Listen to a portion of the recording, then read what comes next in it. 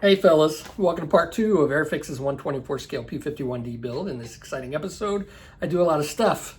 I'm going to cut out a lot of it because I've got like an hour's worth of footage, and I like to keep my videos between 20 and 30 minutes. But I'm at a point where I'm fairly happy with it so far. I mean, it is what it is. I don't know why anybody would want to build this kit. You know, if you want a big P-51, just build the 1/32 scale Tamiya. This is a pain in the ass is what this is. And you know, I'm not a big accuracy guy, but I do want it to look presentable, and it's not easy to do. But somebody with a higher skill level and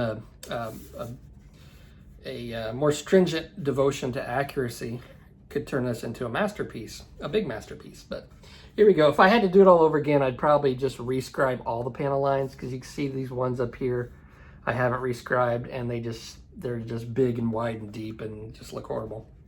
But and then there's the bottom, and there you go. It's getting there. I fixed the Dihedral, so at least closer to what I think the real thing is. And I'll show you how I do that. I go through how I make the tube for my acrylic rod, how I put that and get that going. I know I've shown a lot of this stuff before, but I still get people asking how I do these things. And yeah, I still need to do some rivet detail and a couple more lines I need to rescribe after some repairs. But I should, in the next episode, be ready for paint. And let's get on with the video. Let's not make this any longer than it has to be. So let's take a look at the instrument panel and the dials, and it's actually molded pretty well for a kit that was manufactured in 1973. Now, the instrument panel itself comes in one piece, and it's in the regular opaque gray plastic. And then they've got the instrument dials, which are molded in a clear plastic. Now, I went ahead and I primed these both in black. I'm going to spray this a dark gray to differentiate it from the black dials. Now, the actual hands of the dials are raised details, so that's going to come in handy. So how I'm doing this is, obviously I've got this primed in black, and I'm going to take some XF white right here, flat white. I'm just going to use a cap, and I've got a soft brush. Oh, I use this one. I've been using this one. Got a soft brush. I'm just going to dry brush this on here. I got a little too much paint. So I'll just dip my brush into the white paint, and I'll get most of it off, because I don't want any wet paint getting on here. And then I'm just going to go over these dials, and I'm just going to take the side of it. I'm not pushing down with the bristles.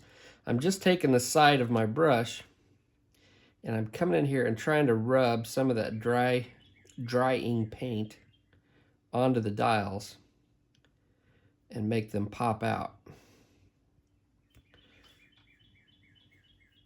Just like so. So I'm actually just dry brushing with the side of my brush here.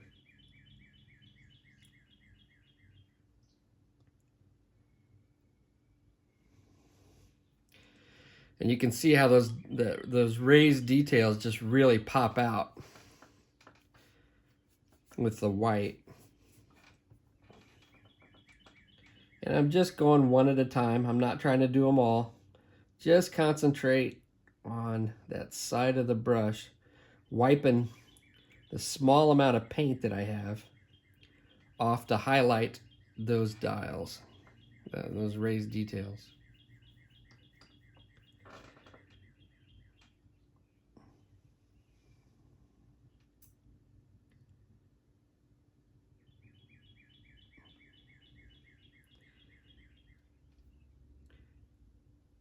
And if you want them a little bit brighter, you can keep going over them. You just got to be careful not to have hardly any wet paint on your brush. So that's how we're doing it right there. And I don't know if the camera's picking this up or not. There we go. That's a better look at it.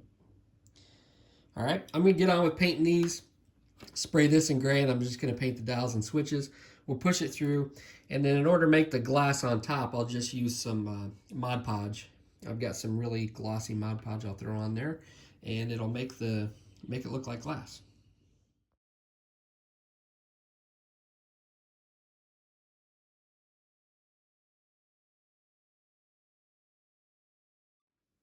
All right, so I've started putting in the pieces that go on the inside.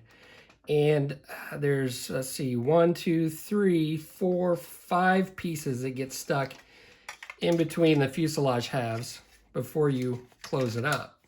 Now, what I found works best, rather than putting them all in, gluing them all in at one time, and then trying to close up the fuselage halves, I found that it works best just to glue one at a time and then close up the fuselage halves, line that one piece up, let it dry, and then come back and do another piece. So you can see I've already got 3 pieces put in. I've still got the pilot, the seat, and the floorboard, and the instrument panel. So I'm going to go ahead and do the instrument panel now, and I'll show you how I'm going to do this. So I'm just going to line it up on this side, and I'm doing everything on one side. I guess I don't know if it really makes a difference. I could have put some over here on this side, but everything's lining up really well so far. So I'm just going to stick with this one side. Put a little bit of my cement down. Make sure that's lined up, not crooked. I'm just going to hold this down and let it set up somewhat.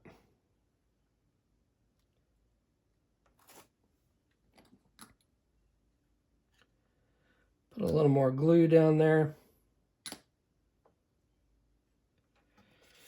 Make sure that that's aligned straight up and down the way it should be. Now you want to let the glue set up a little bit, but not completely dry, so you can still somewhat move it around if you need to. Get this out of the way. I'm going to make sure that this instrument panel lines up to the corresponding spot over here when I go to close this up. And that's going to make sure that I've got good alignment. So when this does dry, it's where it's supposed to be. And it looks like that's right. And all my other pieces should line up in their corresponding holes. Just like so, the ones that are already dry. Okay. I'm just going to take a piece of tape. Now, the top half of my fuselage, this is like warped.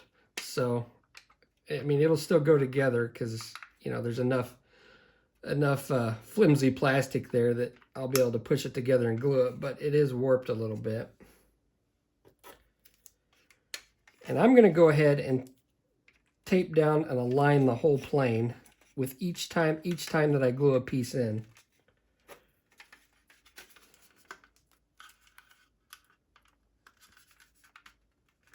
There we go. Turn up my tape.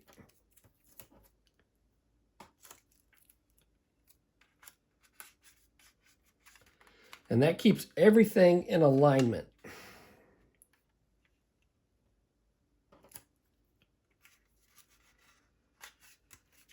Okay, make sure that that's in there. It is still aligned and where I need it to be. Now what I can do is I can take this little clamp that I've got here and just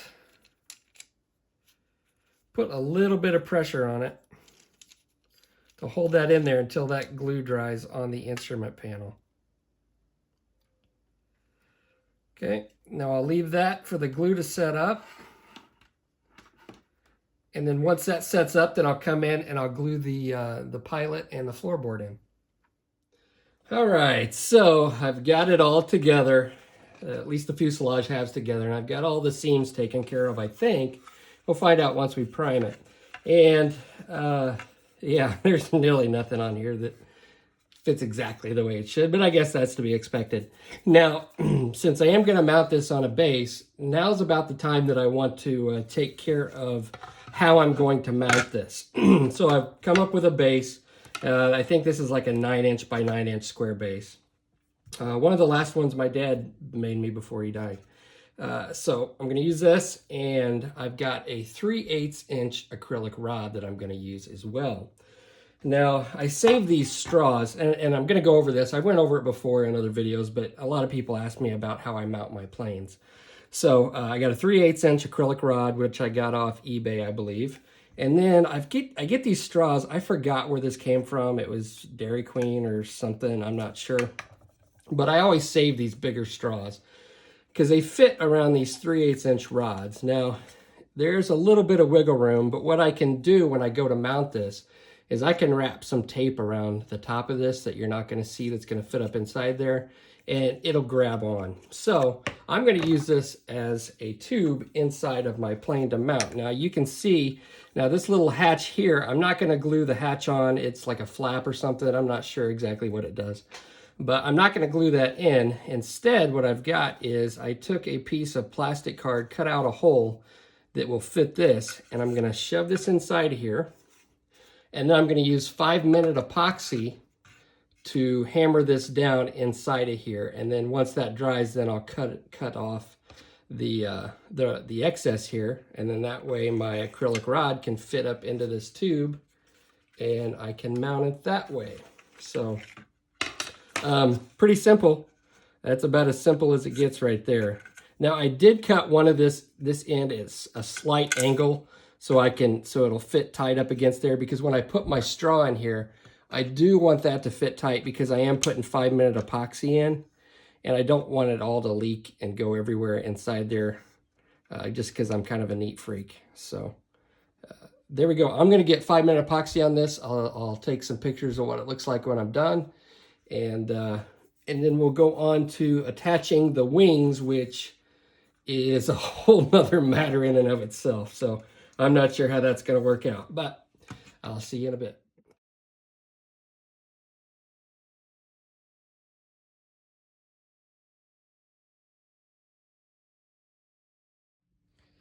All right, so I'm going to try to get these wings together. Like I said, it's going to be a 2-step process. And it looks like this piece, these 2 pieces here, along with some of this material here, is where I'm going to start. So I'm going to start gluing this down. Now, if you'll notice, I've got a piece of plastic card up here, and this is going to fit in right up here just to give me some extra support and to hold this in, because there's not much plastic right along this edge to glue in. I've also kind of thickened this area along here with some plastic card right there. So basically what I'll do is I'll just shove this up under there, put this down, and I'm going to glue right along here first. I'm going to let that set up, and then I'm going to attempt to tape and fold the wings up to where they match up with the wing root there. And it's going to put a lot of stress on it. I can already tell there might be some issues right along here that I'll have to take care of, but that's okay. Hopefully this flexes just enough, and I think it will, that I can glue these down. So let's go ahead and pull this out. Wow. It fits in here kind of tight. There we go. And I'm going to glue this back part here first with some of my sprue goo. And I think that will probably give me the best join. And I really want to be careful where I put this.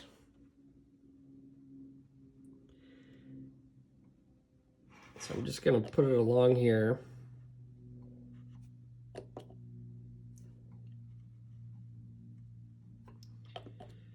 And right along here. I think this is probably where it's going to attach. I'm not exactly 100% sure. we're going to find out. The worst that can happen is that it doesn't hold, because I am going to be putting a lot of stress on these wings.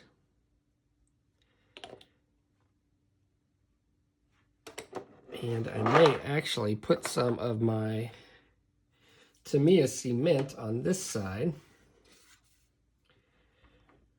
So let's dab a little bit of this.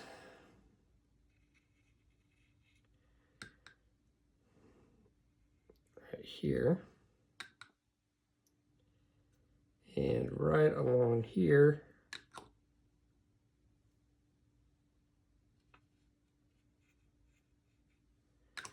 All right. And we are going to cross our fingers and hope for the best. We'll find out after a while if this works. Okay. Get this nice and seated down in there. We'll probably have to do some filling and sanding. There we go. Right along here. That's okay. I got to fill and sand everywhere on this darn plane anyway.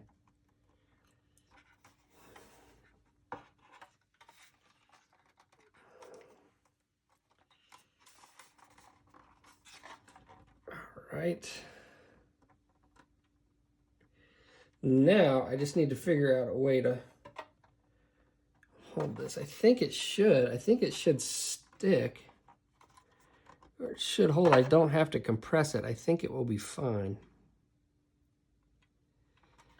So hopefully that will be just enough to hold it in place.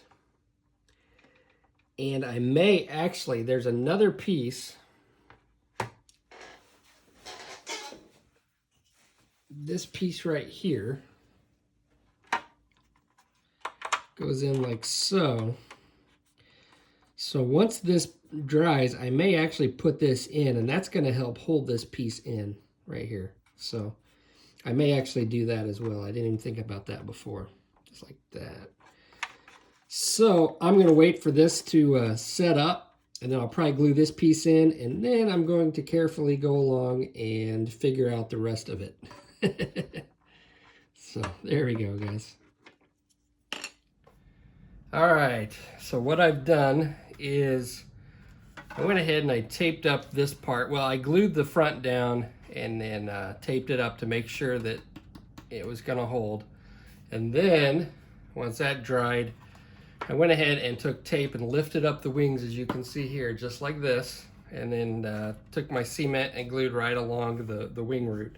Now I did add a little bit more plastic card in there as filler because I went a little too far. It didn't quite match up, but I am pretty happy with the way that looks. I think it's a lot more accurate than what it would have been. So I'm going to go ahead and remove the tape and hope this holds. It should. And I let this set up for a couple days, so if I didn't mention that already. And I'm gonna have to have some cleanup. This tape kind of left some residue there. But there we go, guys. I am happy with that. I think that looks pretty good. Now, I'm gonna have to do a lot of sanding and filling right along here, and I will probably do some sanding and filling along the wing root, and then go ahead and re-scribe that. So, like with everything on this kit, I'm gonna have to pretty much redo all the detail on it because I decided to really go at it with filling in all this stuff. In the bottom, I don't have any problems here on the bottom like I thought I might, so I didn't overstretch it.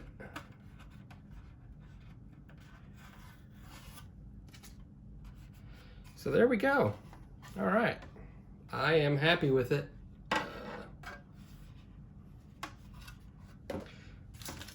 All right, fellas, we are now getting down to the nitty gritty. So I've got pretty much everything straightened up. I do need to put in the little part that goes down here, but after that, I think I'll be ready to prime once I get the canopy on. Now, I'm gonna put the windshield on first.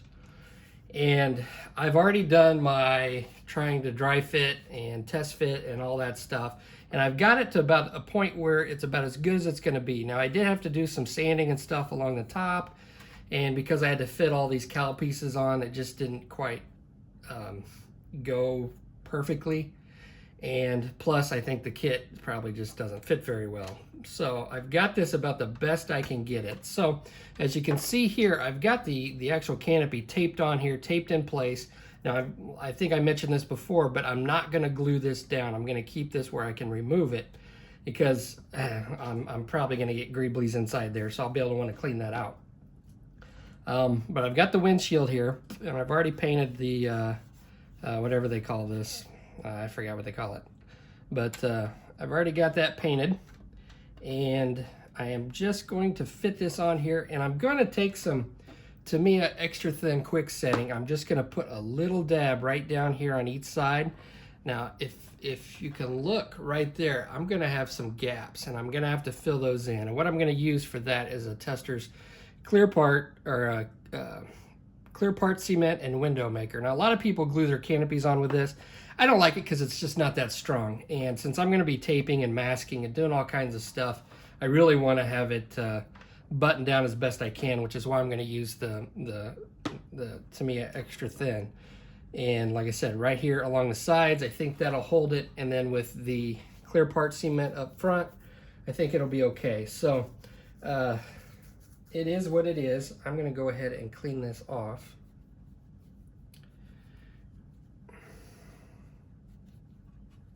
Because it will be hard to get in there and clean it off. Now there is a sight that goes in here, and I'm going to do that afterwards because I'm going to have to be able to get in there and do some stuff when I mask it up. So how I'm going to do this is I'm going to tape it down. I've got a nice join right there along the top, so that's what I'm looking for. So I'm going to go ahead and get this buttoned down up here where I want it with tape.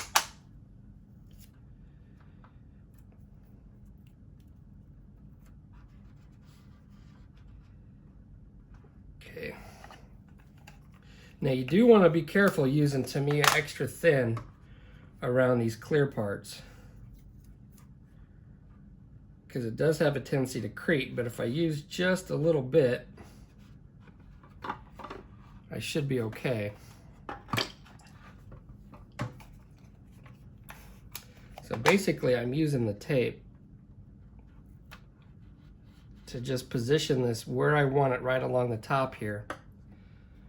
Okay, I'm just going to hold it down with my finger. Now I don't want to press too hard. And I'm going to get a little bit of Tamiya extra thin. Just going to run it along there. And just that little bit kind of creeps up in the window. Now I'm going to try to cover some of this mess that I'm going to get with masking tape when I tape up the window. When I tape it up.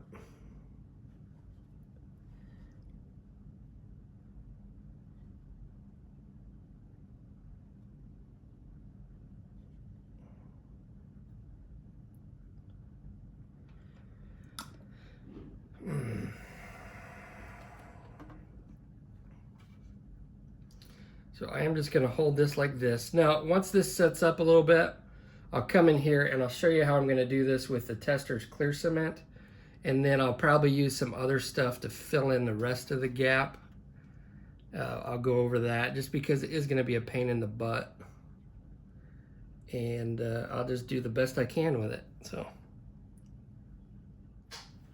all right, now to fill in the gaps, what I'm going to use is this Tester's Clear Parts Window Cement. And rather than just come in here initially with a filler, what happens if I would come in with a filler, say it's white or a gray filler, it's going to seep in under there, and you're going to be able to see that inside the canopy. And I want to seal this up first, so the fillers that I add, the gray or white fillers, whichever one I choose to use, to fill in the rest isn't going to be seen.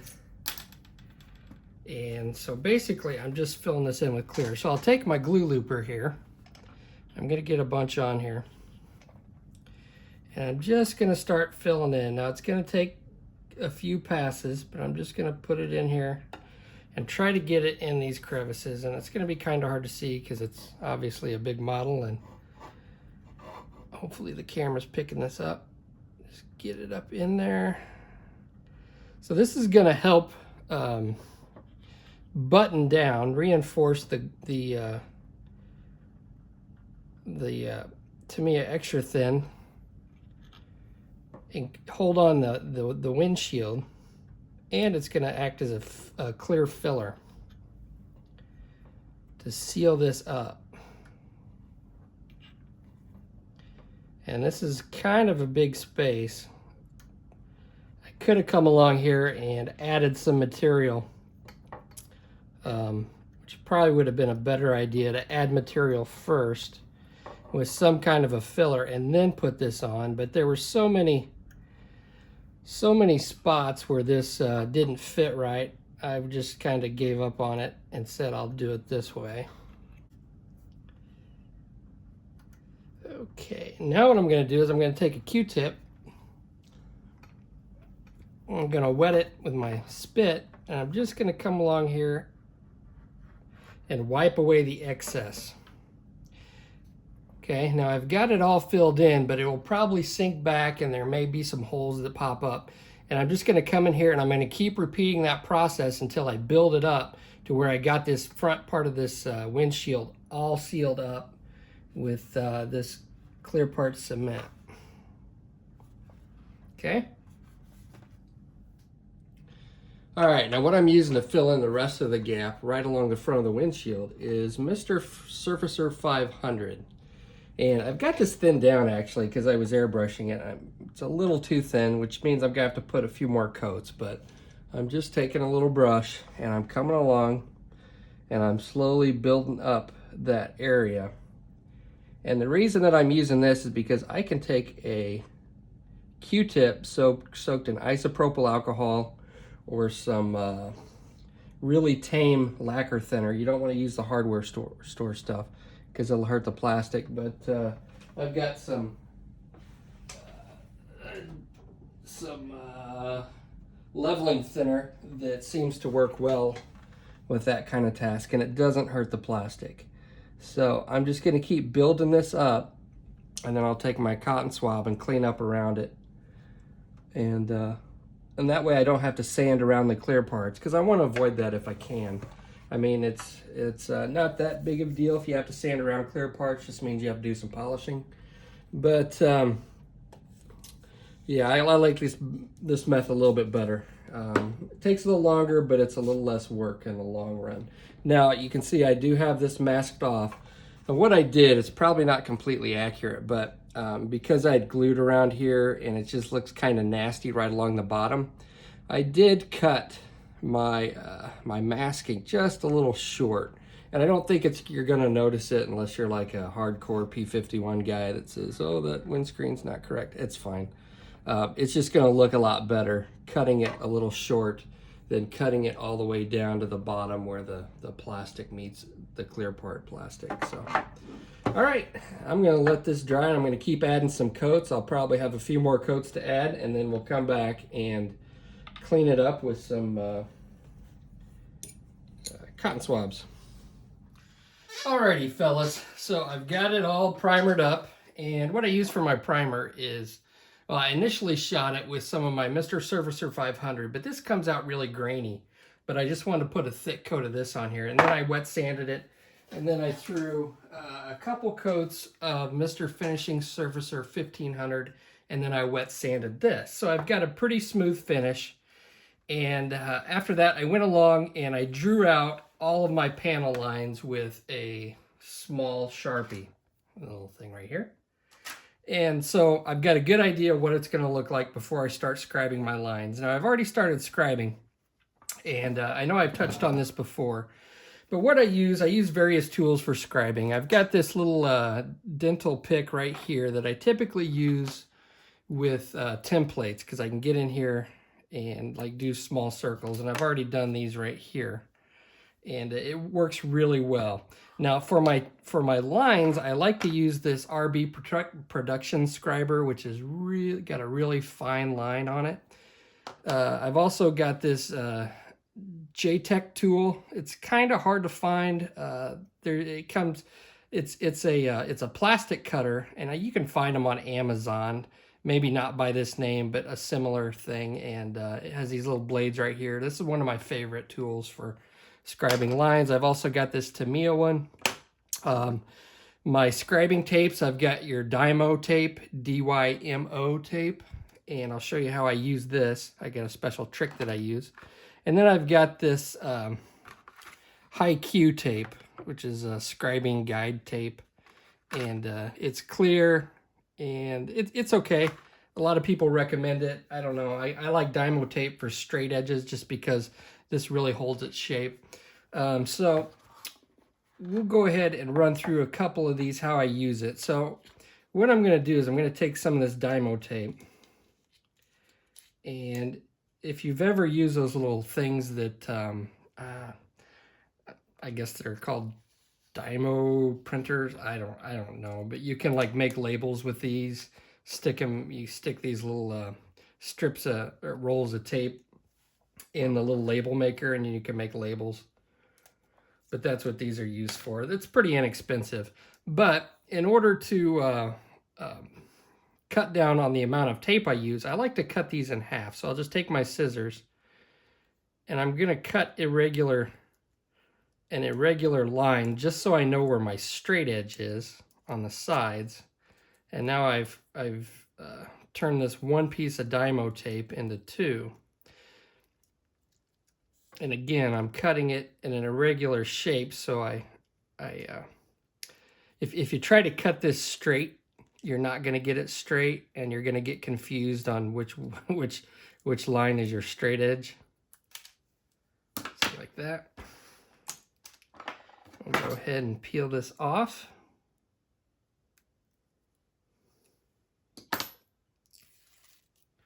All right.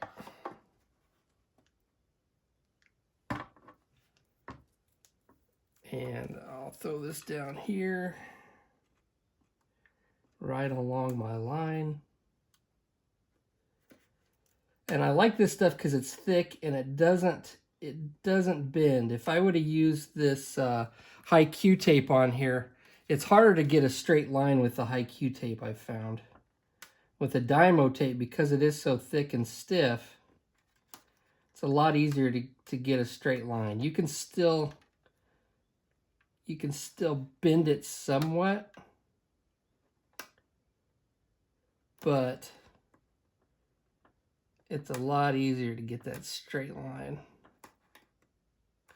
And it sticks really well the first time. If you try to use this more than twice, it's hard to get it to stick down, and it'll lift up on you. So it's really a one and done or two and done type of deal here. Okay. Now I'm going to use my JTech tool. Now I'll tell you what, because it's kind of hard to get in there, I'm going to use my RB production scriber. Okay, so if I try to use my JTech tool, I'm only going to be able to get in that far right there. But if I use this, because of the way it's made, I can get right up to that edge. And the way I like to scribe and hold my scribing tool is I like to hold it in my fingertips, and that's so I don't press down too hard. When I first started scribing, I thought I had to get in there and just grind it out all in one shot.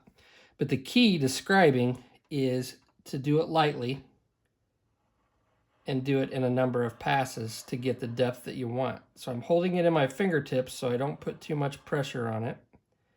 And it doesn't even feel like I'm making a line, but I am. And then I'll come over a couple more times.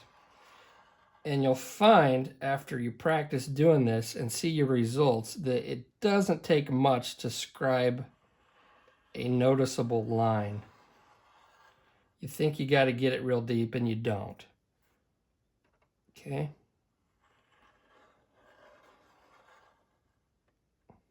It's going to show up. Now I'm angling it just a bit. And this is to widen the panel line. So it's got this like V-shaped, it's like a V-shaped cutting edge. And if I just go up and down, it's going to do a real thin line. Okay. But if I angle it, it's going to cut away and make that line just a little bit wider. Just like so. And again, I'm not putting a lot of pressure, and I'm just hugging that tape. Because if you put too much pressure, what's going to happen is you're going to dig in too deep in some places and not so much in others, and you're gonna make a mistake. You're gonna go off your line here. Now, for these thicker things, it's really stuck down there. Okay, now I've got a line. I've got a pretty good line. I can feel it. Now for this area down here, I'm gonna do the same thing. Let's see. Let's go. I'm gonna reuse this tape. And for these wider ones, or these panel lines that I want to make wider, because these are going to be openings. These are the gun bay openings. I'm going to use my JTech tool. Okay. And this has got a little bit wider of a blade. And I'm going to go right up to that line. Again, I'm using my fingertips, and I'm not pressing real hard. It's moving away material. And then I'm going to come in here and I'm going to make it just a little bit wider by tilting my blade over.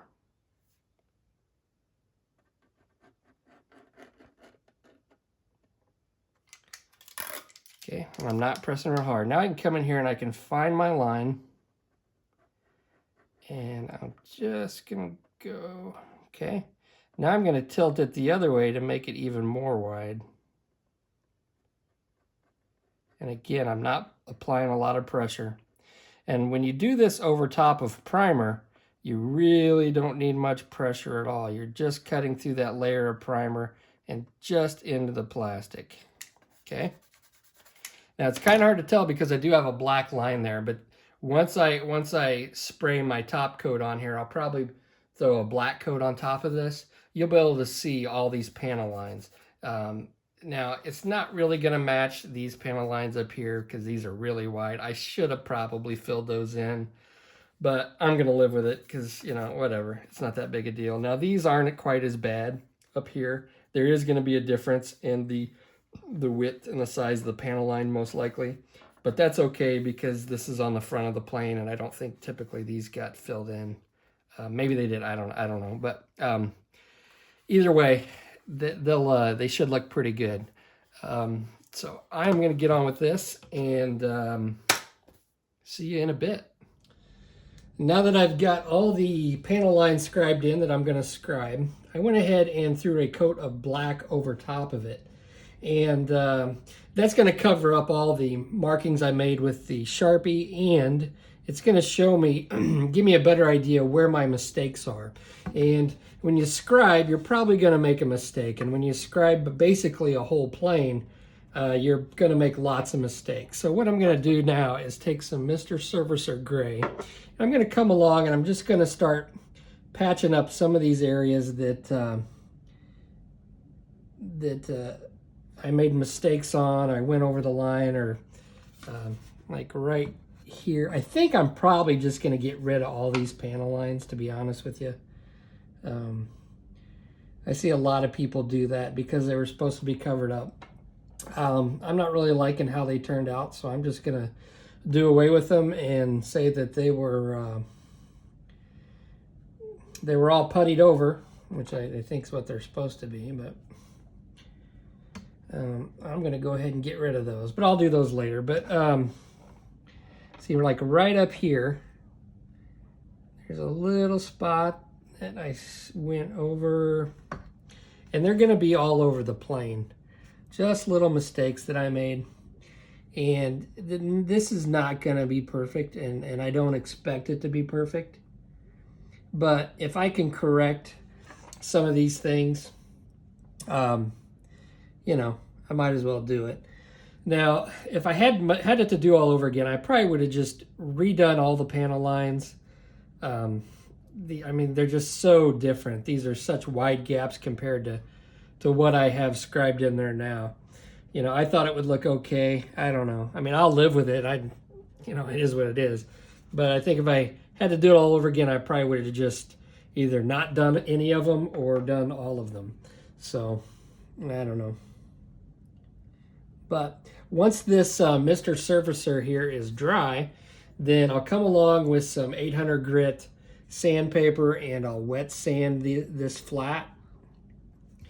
And hopefully it'll take care of the problem. And then I will respray those areas with some black primer. And then I'll probably use a gloss coat and prime this in a gloss coat because this is going to be a natural metal finish. So I'm going to take care of all these and get it all buttoned up and get it in a gloss coat.